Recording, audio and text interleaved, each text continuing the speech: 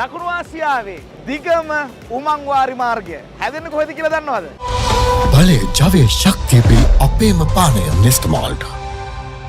ලංකාවේ බොරගහ කන්ද ජලාශයේ ඉඳන් උතුරු මැද පළාතට වතුර ගෙනියන්න හබරණ වන රක්ෂිතය මැදින් ලංකාවේ පළවෙනි වතාවට නව තාක්ෂණික ක්‍රමවේදයක් ඔස්සේ තමයි මේ උමග හාරන්නේ. ඉතින් මේ ව්‍යාපෘතිය කොයි විදිහට ක්‍රියාත්මක වෙන්නේ? අපි සූදානම් අද ඔන් ටොපික් තුලින් ඔබට ඒ ගැන තොරතුරු කියන්න.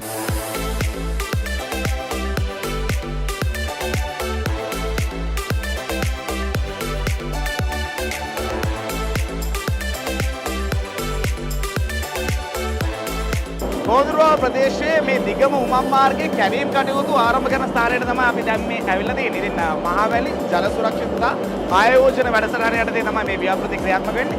ඒ අධ්‍යක්ෂතුමා ඇතුළු නිලධාරී මණ්ඩලයේ ව්‍යාපෘති භාරව ඉන්න මම දැන් එක්කන් යන සූදානම්ෙන් ඉන්නේ. අපි යන්න සූදානම් වෙන්නේ දැනට උමගේ ඇතුලේ කැවීම් කටයුතු සිද්ධ වෙන ස්ථානයට.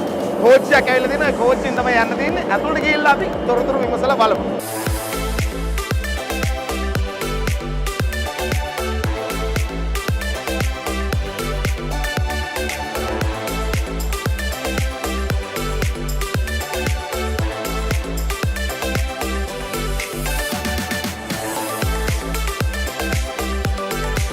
උමගේ ආරම්භය දැන් අපි දැන් මේ වෙනකොට අවිලා තියෙන්නේ කනින ස්ථානය දක්වා. ඉතින් ලෝකයේ දැනට පවතින අති නවීනතම තාක්ෂණික උමං කැණීමේ යන්ත්‍රයක් තමයි මේ තියෙන්නේ. මේකේ මූණත පැත්තේ ඉඳන් දැන් ඉස්සරහට උමග ආරගෙන යනවා තමයි අපිට පොඩ දකින්න ලැබෙන්නේ.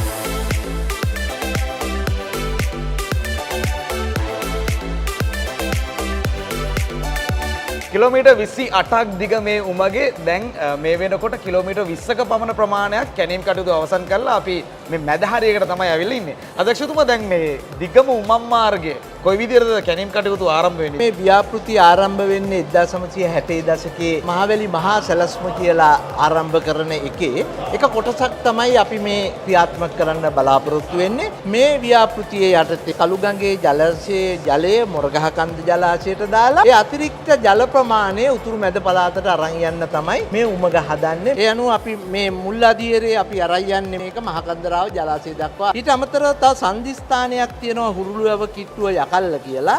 එතෙන්දී අපි තව බයිෆිකේෂන් එකක් අරගෙන අපි උතුරු පළාතට මේ වතුර අරන් යනවා චෙම්මාඩුකුලම් වැව දක්වා. මේක ඇල මාර්ගයේ ගත්තාම කිලෝමීටර් 91කට ආසන්න සංඛ්‍යාවක් වෙනවා. මේන් කිලෝමීටර් 27.7ක් දිග උමග ඇතුලේ තමයි දැන් අපි ඉන්නේ. උමගක් හදනවා කියන එක ලේසි වැඩක් නෙමෙයි. කොච්චර විතර වියදමක් යනවද සහ කොහෙන්ද මේකට ප්‍රතිපාදන ලැබෙන්නේ? මුළු කිලෝමීටර් 92කටම අපි රුපියල් බිලියන 210ක් වියදම් වෙයි කියලා බලාපොරොත්තු වෙනවා. එයින් රුපියල් බිලියන 50ක් මේ උමං මාර්ගයේ ඉදිකිරීම සඳහා අපි වියදම් කරනවා. මූලික වශයෙන් ප්‍රතිපාදන ලබා දෙනවා ආසිය අනුසංවර්ධන බැංකුව. ශ්‍රී ලංකා රජයෙන් ඉතුරු ප්‍රතිපාදන අපිට ලබා දෙනවා. මෙච්චර ලොකු වියදමක් යද්දි හිතෙන්න පුළුවන් කෙනෙක්ට ඇයි මේ ඇලක් කපන්න නැතුව ලොකු වියදමක් කරලා උමගක් හාරන්නේ කියලා. ඇල මාර්ගයේ පිහිටලා තියෙන මාර්ගයේ ගත්තාම වන රක්ෂණ දෙපාර්තමේන්තුවේ ඉඩම් හරහා ඒක වනජීවී දෙපාර්තමේන්තුවේ ඉඩම් හරහා ඊට පස්සේ සංවර්ධිත ප්‍රදේශ හරහා තමයි මේක ගමන් කරන්නේ. ඒ නිසා මේ පරිසරයට සිදුවන හානිය හවුම වෙන විදියට තමයි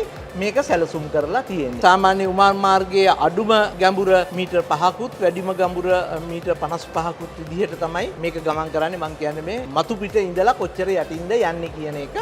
අපි ව්‍යාපෘති ඉංජිනේරු මෙන්ඩිස් මහත්මයන් අහලා බලමු. දැන් මේ කොන්ක්‍රීට් ආස්තරණය දාන්න කලින් මේ කැණීම් කටයුතු කොයි විදිහට සිද්ධ කරන්නේ? මොකද්ද මේකට භාවිත කරන තාක්ෂණ? සාම්ප්‍රදායික ක්‍රමයට ඩ්‍රිලින් බ්ලාස්ටිං කරලා කරන්න ගියොත් අපිට ලොකු කාලයක් ගත වෙනවා. ඒ සඳහා අපි භාවිතා කරන උමං කණින යන්ත්‍ර. මේ ටනල් බෝරින් මැෂින් එකක් පාවිච්චි කරාම අපිට සාමාන්‍ය උමංගක් දවසකට මීටර 20ක් මීටර 30ක් වගේ ප්‍රමාණයක් කැණීම් කටයුතු කරන්න පුළුවන්. එතකොට මේ වගේ කිලෝමීටර් 28ක් දිග උමංගක් අවුරුදු 5ක් වගේ කෙටි කාලයක් තුල නිමා කරන්න නම් ඒ වගේ තාක්ෂණයකට යන්න වෙනවා. එතකොට අපේ මේ උමං මාර්ගයට අපි උමං කණින යන්ත්‍ර දෙකක් පාවිච්චි කරා. එකක් උතුරු ద్వාරයෙන් සහ අනිත් එක දකුණු ద్వාරයෙන්. මේ මැෂින් එකෙන් අපිට හාර ගන්න පුළුවන්. උමං කන්නේ ද්‍රව්‍ය මේ කන්වේ බෙල්ට් එක දිගේ එළියටම ගන්න පුළුවන්. ඊට පස්සේ මේ අපි කොන්ක්‍රීට් ආස්තරණය කරනවා. ඒක ආස්තරණය කරන සෙග්මන්ට්ස් මැෂින් එකෙන්ම අපිට අදාළ ස්ථානයට යොමු කරලා ස්ථානගත කරන්න පුළුවන්. කොන්ක්‍රීට් මේ ආස්තරණයට යොදන කොටස් කොච්චර විතර ප්‍රමාණයක් මේකට අවශ්‍ය වෙනවද කොහොමද මේවා හදන එක කරන්නේ? මේ කොන්ක්‍රීට් ආස්තරණය කරනකොට මේ වලල්ලට කොන්ක්‍රීට් කොටස් 7ක් තියෙනවා. ඒ කොටස් 7 එකතු වෙලා තමයි වලල්ල අපි හදාගන්නේ. එතකොට මේ උමං මාර්ගයේ කිලෝමීටර් 28න් කිලෝමීටර් 20ක විතර ප්‍රමාණයක්ම අපි කොන්ක්‍රීට් ආස්තරණය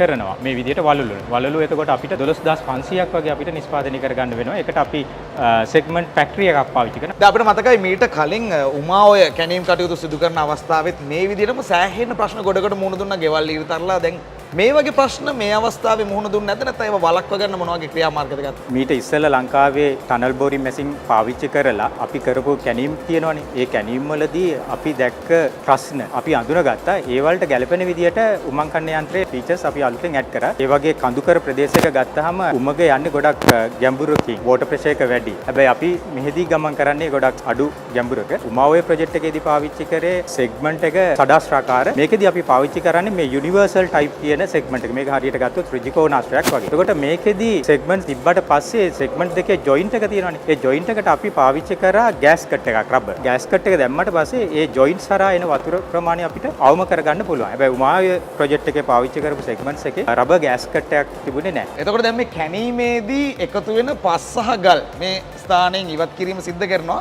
මේවට මොකද වෙන්නේ? ඝන මීටර ලක්ෂ 18ක් විතර ඩිස්පෝසල්, ඒ කියන්නේ කළු ගල් කොටස් එනවා. ලෑන්ඩ් ෆිලින් එකක් වගේ එකකට මේක පාවිච්චි කරන්න පුළුවන්. දැනට අපි හෙක්ටයාර් 3.5ක විතර ප්‍රමාණයක අපි මේවා ගබඩා කරලා තියෙනවා. අපේ එකතු වෙන ප්‍රමාණය වැඩි නිසා අපි පත්තර දැන්වීම් දාලා මේක තීරණය කළා තියෙනවා මීටර් කියුබ් එකක් 150කට අලෙවි කරනවා කියලා. මුදල් ගෙවලා යම් ද්‍රව්‍ය ලබා ගැනීමේ අවස්ථාව දැන්ට තියෙනවා. මේ ව්‍යාපෘතිය දැන් මේ වෙනකොට කොයිතැනද තියෙන්නේ? සහ මේකෙන් අවසානයේ ප්‍රතිලාභය මොකද්ද රටට ජනතාවට? අපි හිතනවා ලබන අවුරුද්දේ සැප්තැම්බර් වෙනකොට මේකේ කටයුතු අවසන් කරන්න පුළුවන් කියලා. මේකේ ප්‍රතිලාභ වශයෙන් ගත්තාම අපි හෙක්ටයාර් 12800කට ආසන්න ප්‍රමාණයකට යල මහජ්ජි දෙකන්නේ ජලය ලබා දීමට බලාපොරොත්තු වෙනවා. මේ ජලයෙන් වෙන් කරලා තියෙනවා පානීය ජල අවශ්‍යතාව සඳහා. ඒ තුලින් අපි බලාපොරොත්තු වෙනවා මේ ප්‍රදේශයේ පවුල් 40000කට ආසන්න ප්‍රමාණයකට ප්‍රතිලාභ ලැබෙයි කියලා. බොහොමත්ම ස්තුතියි ඔබතුමාලා දෙදෙනාම අපිත් එක්ක සම්බන්ධ වුණාට. අපි එහෙනම් මේ උමගේ අවසන් කොටස අනිත් පැත්තේ අවසානයේ කොයි විදිහටද අවසන් වෙලා තියෙන්නේ කියලා ගිහිල්ලා බලමු.